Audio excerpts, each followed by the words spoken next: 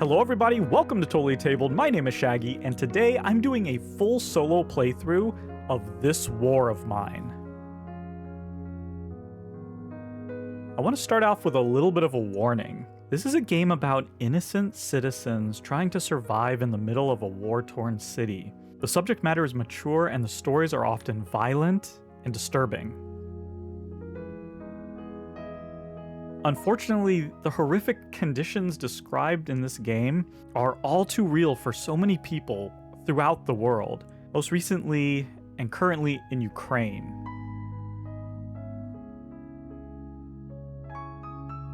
This game was made to honor the victims of war, to honor their struggle and their stories.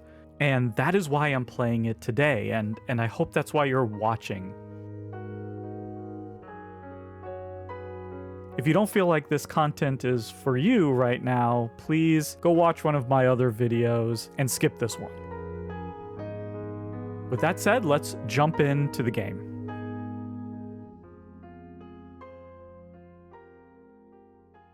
One of the great things about this war of mine is the rulebook basically says, hey, just start playing, don't worry about the rules, we'll teach you everything as you go, which is exactly how I like to teach a game. So we're going to do that. We're just going to follow this journal page by page, and it's going to tell us exactly what to do.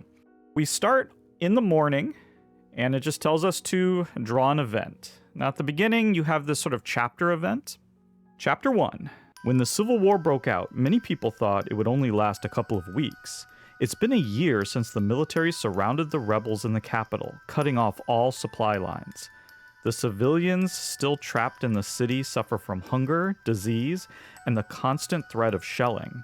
It's another day of desperately waiting for the end of this terrible war. So this card just tells us to set up our objective deck, which I have already done. You get 2 objectives and then sort of the final objective, which is just to survive, have one of your starting characters survive. And then you get 2 other at random. At the end of chapter 1, which is 4 days long, I believe, we're going to be judged based on this objective, staying fit. At the end of the chapter, all characters' hunger must be 0. So if we can get all of our characters' hunger down to 0, then we'll get a reward, clear mind, draw 2 additional narrative action cards. Or we'll get a penalty if we fail, broken morale, raise all characters' misery by 2. Food is going to be a priority for this, at least for this first chapter. We then just discard the chapter card and draw a real event for the first day. Oh no. Food shortages. Oh wow. Okay. Oh, this is the exact opposite of the Robin Crusoe playthrough. Got super lucky there, and this is incredibly unlucky. Okay, so the first thing we do is we look up here. It says to add 3 cold tokens into the cold space. It then says food shortages. Remove the following tokens from the box and put them into the waste bag. Basically, put them out of the game. So 1 canned food, 2 raw food, and 3 vegetables. So the food tokens are piece limited. And what this means is there's going to be less food in the world for us to get. It's going to be harder to hoard food, which is a shame because we have an objective to have all of our characters have 0 hunger. So those don't go well together at all. We're going to take these food tokens and we're going to put them out of the game.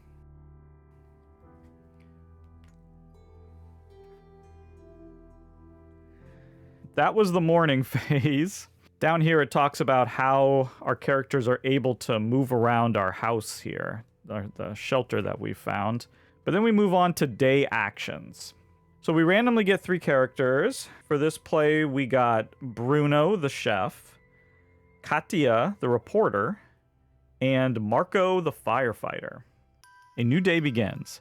Outside is an outgoing conflict and sniper bullets for us. We cannot leave the safety of our shelter. But there are improvements to be made. We should make this place feel more like home. We can use beds, a stove, or even a radio. But first, we'll need to clear some space.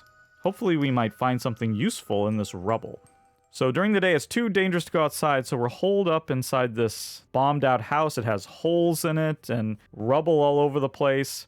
And we can take actions in here to clear off some of these cards, search some of the rubble and these heaps and find some things.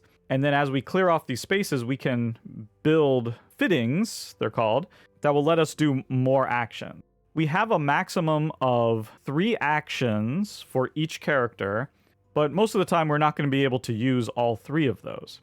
Let's just jump right in and start doing some work in the house here. Let's have Marco come over here and start clearing some of this rubble. And it says here on the rubble that it either takes 2 characters to do it or 1 character with a shovel. And we start with a shovel, so he'll do that job. We'll have Katya, the reporter, maybe come here and try to lockpick this closed door. And yeah, we can just search that heap there maybe. That'll be Bruno. You can sort of see here, it might be hard to see, but there's this ladder coming down here, but this furniture is blocked by these bars, which require saw blades to get through. So we can't go that way yet. There's a closed door blocking this rubble in this heap, and there's rubble up here blocking these 2 closed doors, which have furniture in them. And this rubble is blocking this furniture there. We need to clear some of this rubble out before we can sort of expand and search the rest of this house. All of our characters now have something to do, so now we just resolve them in whatever order we want. So let's search this heap and see what we get. 5 components and 5 wood.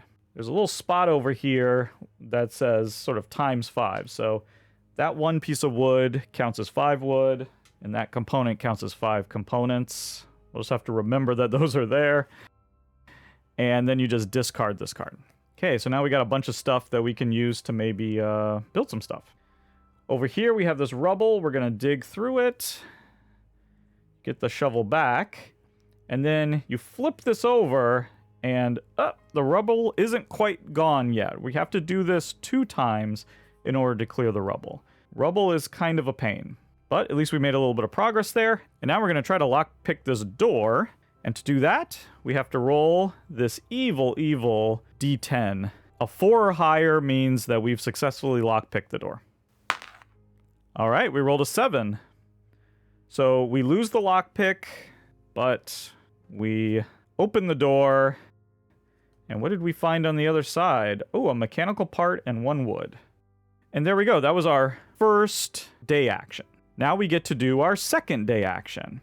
And if we look over at our characters, you can see on those hunger meters, each of them has a white spot in the leftmost dot. So that means they're able to do 1 action. In the second spot, they have another white dot, so they're able to do a second action. But then in that third spot, it's a black dot, which means they're too hungry to do that third action. If we were to feed them a little bit so they were less hungry, you can see that opens up that third action for them to be able to do. So that's going to be our goal, is to remove some of that hunger so that they'll be able to do more day actions in the future. But they can each do a second day action, and so we can do that now. I say we probably want to explore that heap, maybe start taking care of, just get rid of that rubble, but we also want to do something with some food, I think. Let's see what are some things we can build that will help us with our food situation. So we have this deck of fittings. These are things that we can build. And we also have another deck over there, the red deck, which are ideas. As an action, as a day action, we can come here and have some new ideas where we'll just get to choose 2 cards from that red deck and add them to our fittings deck. So those will be new things that we can build. There's a bunch of stuff in here that does all sorts of things. When it comes to food, the crude stove here is a useful one. The problem is it takes 2 mechanical parts, 5 components, and 3 wood. We only have 1 mechanical part, so we can't build this crude stove. But you can see it'll let us cook dinner, essentially using a raw food and a water and a wood to make 2 raw food. That will be useful in the future, but we can't build it now. What else could we build? God, the deadfall trap, too, where we could, trap some animals, also needs 2 mechanical parts. So we can't build that as well. But that will let us possibly catch some raw food. So it looks like we can't deal with our food situation at the moment. Now, we also have a cold situation. We have 3 cold tokens, and we have a few ways of dealing with that. One is we could build this simple heater, and we definitely have these things, 5 components and 3 wood.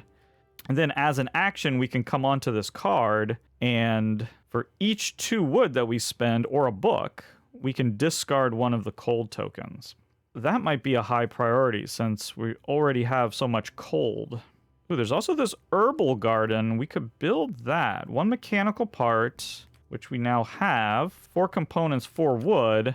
This would let us make herbs and make cigarettes and make sort of herbal medicine, which can help us heal.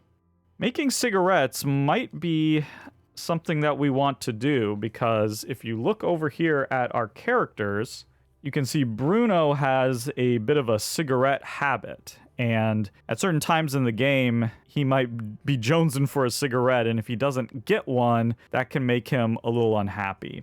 In the future, too, if we can make these herbs, we can use those, I think, to make food. Yeah, with the crude stove, we can use 2 herbs, a water, and a wood in order to get a vegetable. Building a bed is also would make sense. And building this metal workshop is kind of high priority as well, because this is how you create a hatchet. With a wood, 2 weapon parts, and 2 components, you can build a hatchet. And Marco is a firefighter, and he's great with a hatchet. A hatchet is a weapon that we can use to defend ourselves, but he can also use a hatchet as a lockpick to knock down some of these closed doors. Right now, we don't have a lockpick or anything, so we can't do anything about those closed doors. So that is also a priority, although we don't have weapon parts or anything yet. And the other way for us to deal with the cold is to build this workshop, and then we can make board up tokens that can go onto these whole spaces there's 3 of them right there. Those can help us deal both with the cold and also with these events, these night raids that can happen. It can help us better defend our shelter. That also takes a mechanical part. So the question is, do we want to build the workshop or do we want to build the herb garden? Let's build the herbal garden. So we're going to have Katya just come right there to that action spot. It says place a new fitting. So we'll get to place one of these fittings. Let's have Bruno search that heap, and we'll just finish off this this rubble so we can search that furniture later. Let's see what we get in this heap. Whoa, we got an electrical part, a water, which is fantastic, and 3 more components. So wow, we are drowning in components. That's great. Okay. Bruno clears out this rubble. This just goes away. And Katya is going to build this herbal garden. It's going to take our mechanical part. It's going to take 4 wood. So I'll just bring this over here. And 4 components. So let's bring this over here. And we can set up this herbal garden wherever we want in one of these spaces that we've cleared. Let's put it right there. Doesn't really matter. And like I said, because everyone's at a level 2 hunger, they are too hungry to get a 3rd action. So we're done with day actions. We move on to Dusk, where each character needs to drink some water and eat, or there's going to be penalties. Now, luckily, we started with 2 water, and we found a 3rd one. So, luckily, everyone's going to get to drink water tonight. If one of the characters couldn't drink water, we'd have to roll the evil black die, and we'd either raise our hunger by 1 or raise their misery by 1. But they all got to drink. Now they need to eat. We start with 3 raw food so they can all eat. And the raw food lowers their hunger by 1. Canned food would actually lower their hunger by 2. Vegetables make it stay the same. And if they don't eat, then their hunger increases by 1. Fantastic. That's the dusk phase. Now we go into the evening phase. Each of these characters is going to be assigned to one of these 4 different available tasks. Now, if we had made a bed, one of our characters could sleep in it to completely reduce their fatigue. Now, none of our characters have fatigue right now, so we don't have to worry about that. Instead, since we don't have a bed, they could just sleep on the floor, and that would reduce their fatigue by 2. Again, we don't have any fatigue, so we don't have to worry about that. The other job is to guard the house. You really want to have one of your characters stay here and guard your shelter, or else people are going to come in and steal your stuff. And then the last thing you can send people out to do is scavenge, right? Now that it's nighttime, it's safer to go out and scavenge for supplies. Both guarding and scavenging is going to increase your character's fatigue by 1, which is just really unavoidable. The question is, do we want Marco or do we want Bruno to guard? I think we're going to have Bruno guard for the night, and we're going to send Marco and Katia out. Bruno, stand guard. That's going to increase all of their fatigue by 1. The question is, do we want them to bring along the shovel? And in fact, they could bring the electrical part too if they wanted, in order to trade it. Both of these have a weight of 1. Marco has an inventory of 5, and Katia has an inventory of 3, so they're going to be able to bring back 8 weight worth of stuff from their scavenging. If they bring along this shovel, that's going to cost a weight, so then they'd only get to bring back 7 things. But the shovel might come in handy depending on which of these 3 locations they decide to scavenge. So let's take a look at our locations. We have a location that's sort of near to us, that's sort of medium distance away from us, and that's far away from us. 3 different distances. The closer something is, the more exploration you can do. You're going to get to draw 14 exploration cards. Whereas if you go far away to scavenge, it's taking so much more time, you have less time to explore, so you only get to draw 10 exploration cards. But each of these different locations has sort of different things that you might be able to find. The location that's close to us is the city hospital. I think we're going to go to the city hospital, honestly, because we want chems. We use chems in order to plant stuff in our herbal gardens, so the hospital makes the most sense for us to go to. You can see in the special findings area, it shows that if you roll a 4 to 6, you'll be able to get some chems there. Yeah, I say we go to the city hospital. Now, if you look up here, it shows that things that we might find in the city hospital: closed door, basement entrance, and bars. Well, if we still had a lockpick left, we might want to carry it with us because we might run into a closed door that needs opening, and we probably could have used the lockpick. There's no rubble here or anything, so I'm not sure that the shovel is really going to come in handy. So I think we're going to leave the shovel behind. If we had weapons and stuff, it might be something that they'd want to carry with them, but we don't have any of that, so we're just going to explore empty-handed. Let me shuffle up this exploration deck again just to make sure. And we're going to draw 14 cards out of here. 1, 2, 3, 4, 5, 6, 7, 8, 9, 10, 11, 12, 13, 14. So this deck here is now the deck that we're using to explore with. This represents us exploring the city hospital and trying to find stuff to carry back. And this is an incredibly dangerous part of the game. So the first thing that we do is we just flip over the top card here and see what happens. And I'm just going to place it right here. It says you may ignore this card or search the heap. Return 2 exploration cards and raise the noise by 1, or raise the noise by 1 and roll for noise. So we have a choice here of how we want to search the heap. And then that will let us draw and resolve 1 card from the findings deck using the heap chart. Right now we've made very little noise. So returning 2 cards would mean that we'd get less exploration, right? Once this deck runs out, we're forced to leave. What's better for us to do right now is just raise the noise by 1 and roll. As long as we roll higher than our noise level, we haven't alerted anyone to our presence. Okay, cool. Rolled a 6, so we're fine. And now we get to draw from this findings, and we'll resolve the heap chart. And there it is right there, heap. So this is the stuff that we found. This is actually really great. We found a book and 2 mechanical parts. We'll just put all this stuff in our findings pile over here. And then it shows that black die. We get to roll this and resolve it based on the special findings chart. Rolled a 9. Ooh, we found meds. There we go.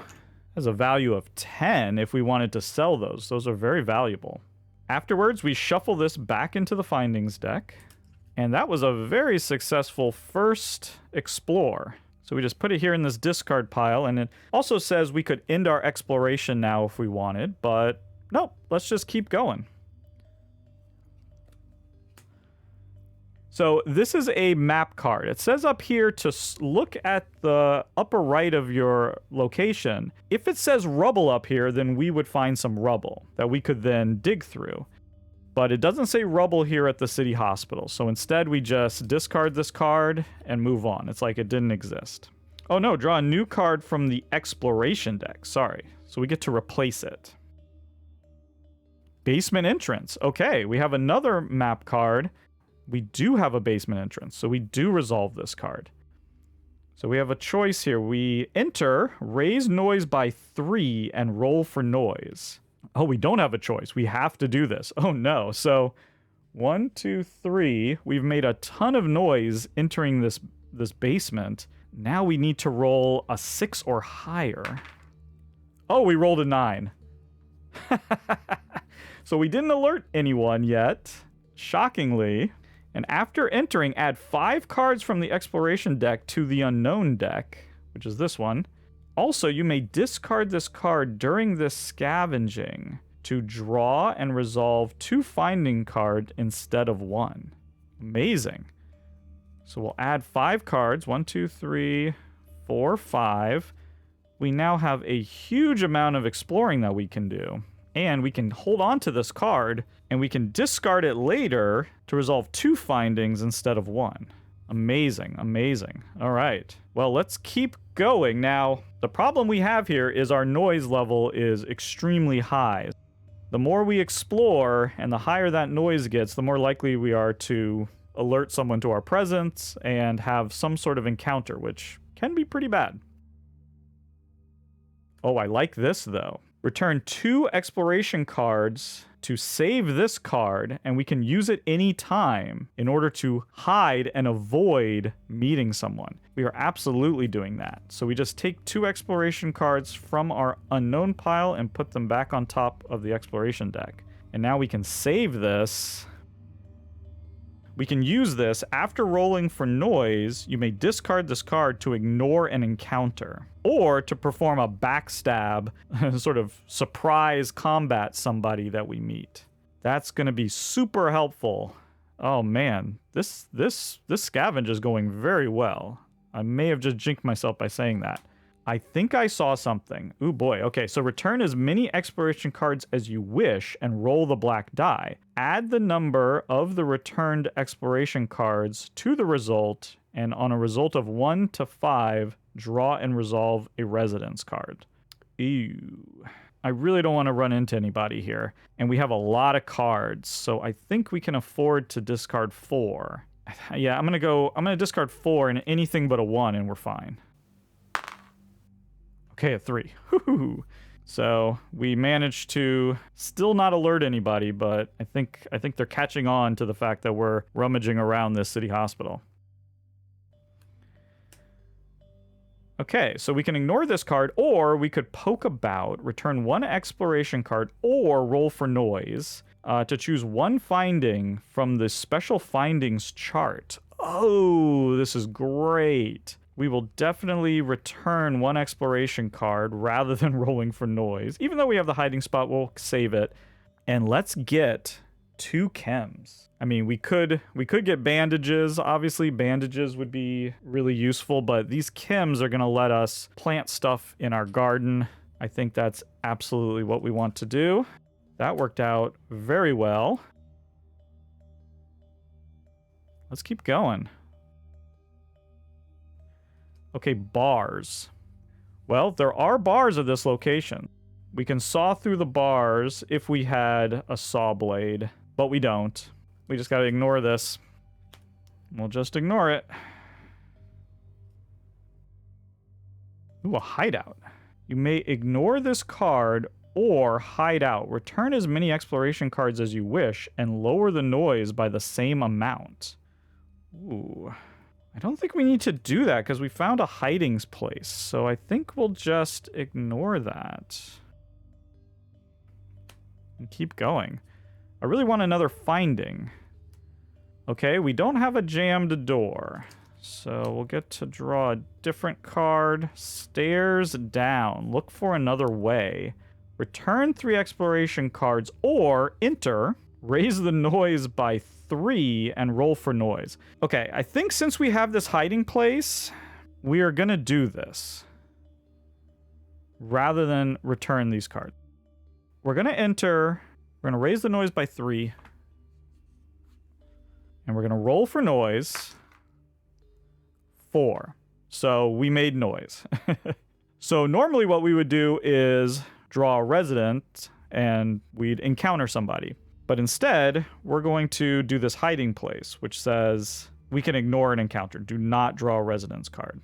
Now, the cool thing is when you make noise, you return your noise marker down to 1. So we get to return our noise down to 1. Someone comes searching for us. We use our hiding place to avoid them, and we're all good. I really want to find another... here we go. Search the heap. This is what we were looking for. We could return 2 exploration cards and raise the noise, or we can raise the noise and roll. I say let's do it. Anything over a 2, and we're fine. And we rolled a 2.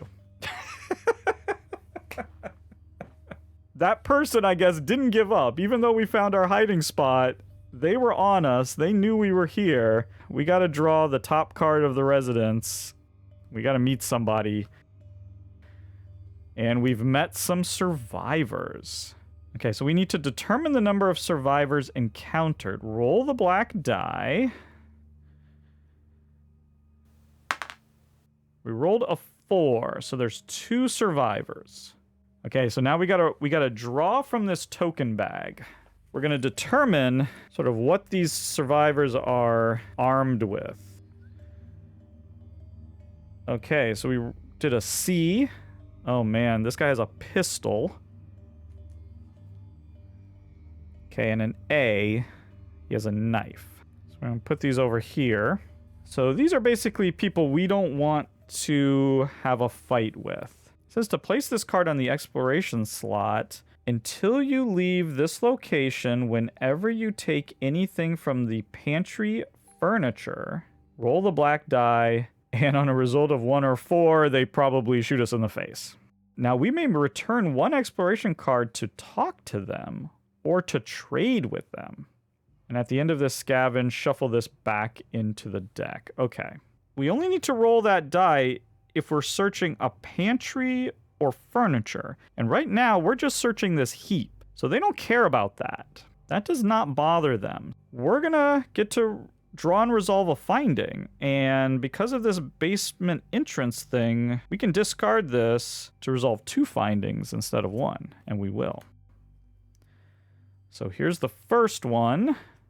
Oh, wow. We found a broken pistol and some ammo. Broken pistol. And we get to roll this. We rolled a 4 on the special findings. That's 2 more chems. Okay, that was our first finding. And now let's do our second.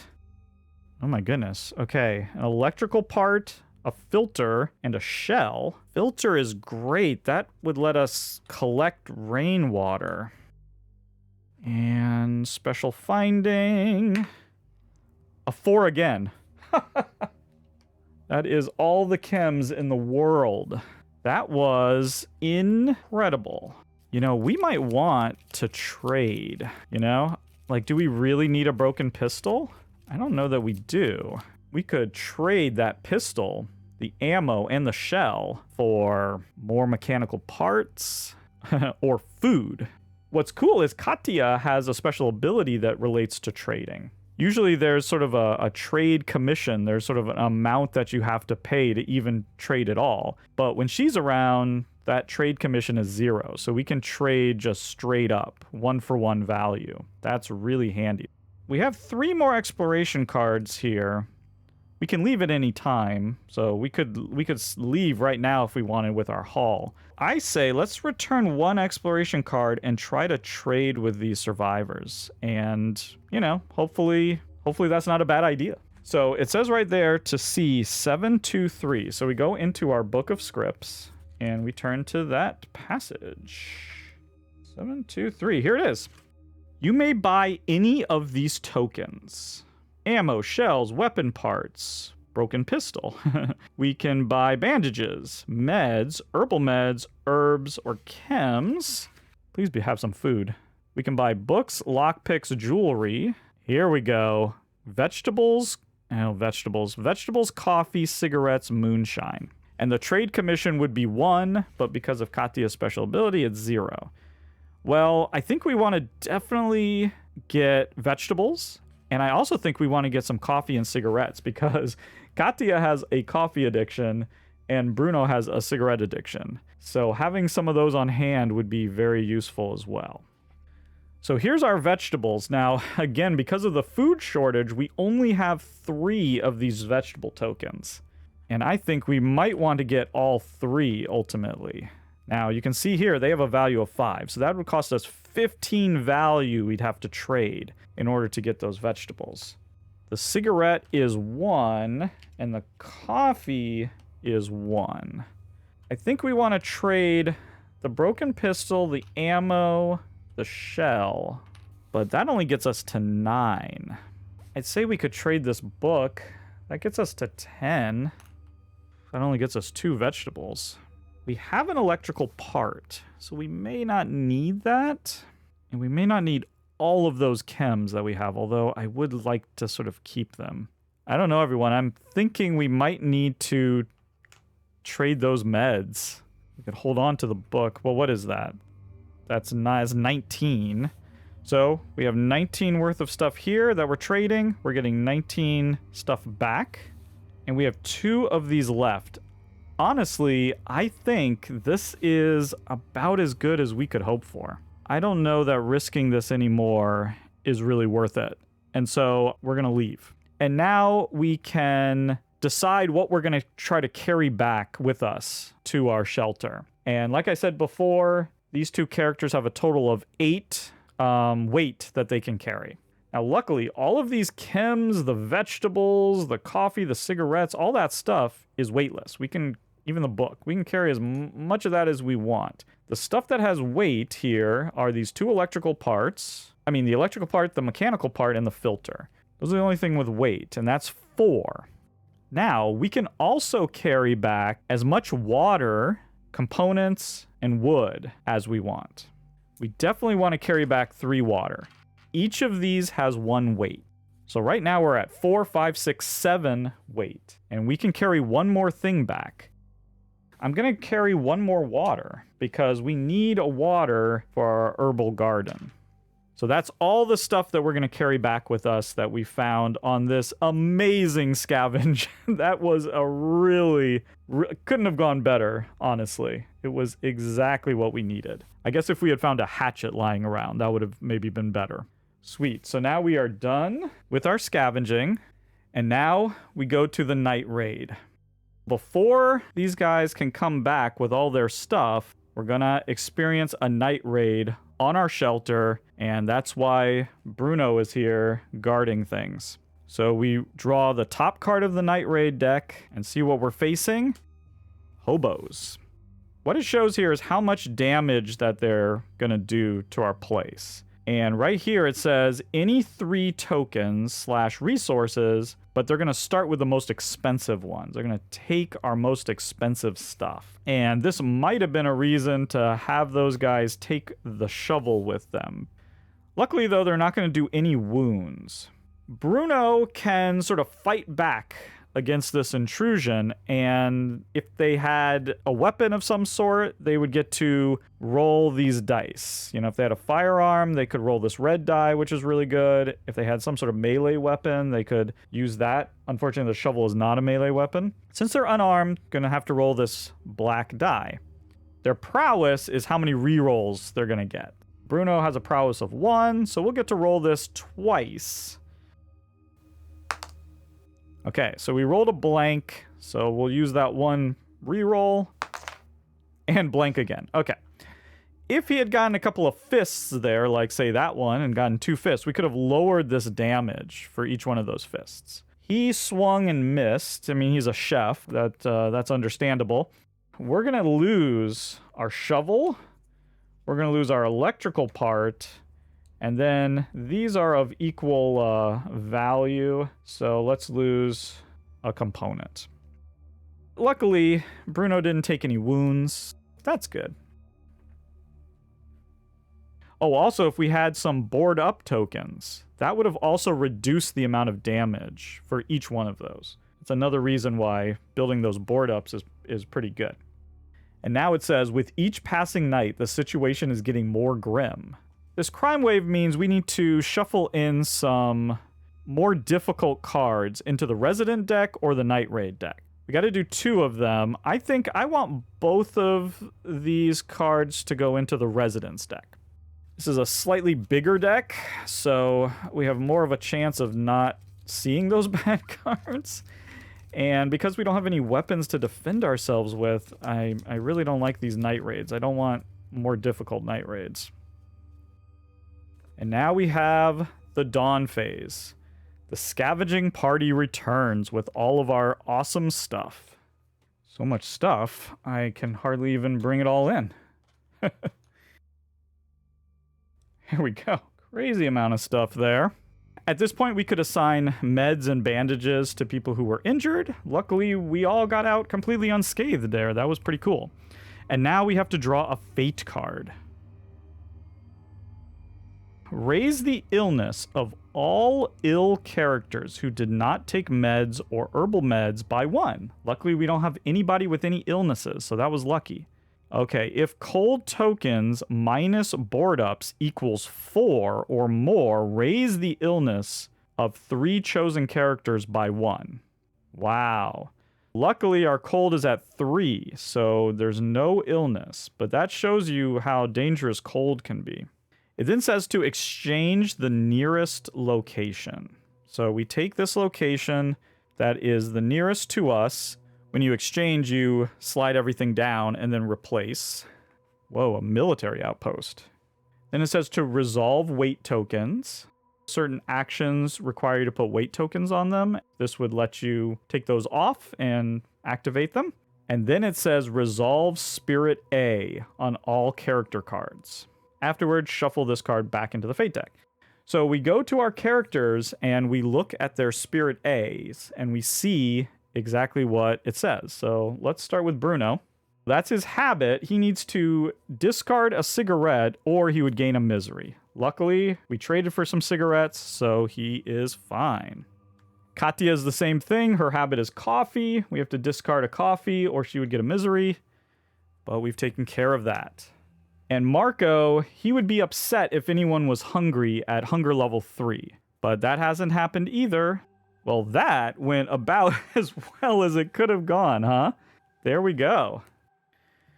And the last thing we do in Dawn is we draw 2 narrative action cards, read them, choose one of them, and then shuffle the other one back into the deck. We have Duty and Resourceful. So Resourceful says, play when crafting any fitting, ignore the requirements for one of the resource or token types. Wow, that could be super useful. And then you just discard this, so it's a one-time use. And Duty says, play during the day action phase, raise one chosen character's fatigue by 1 to automatically remove 1 rubble without losing an action. So they gain a fatigue, but we could get rid of like that rubble, for instance, and search that heap.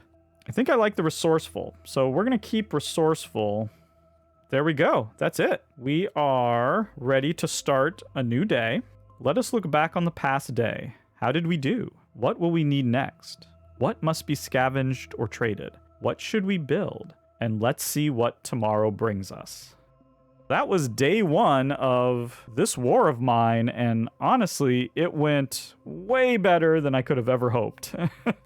We have things relatively under control at the moment. Hopefully we can use this good start to our advantage, maybe survive a little longer than I thought we would. Anyway, stay tuned for day 2. Thank you so much for watching, and goodbye.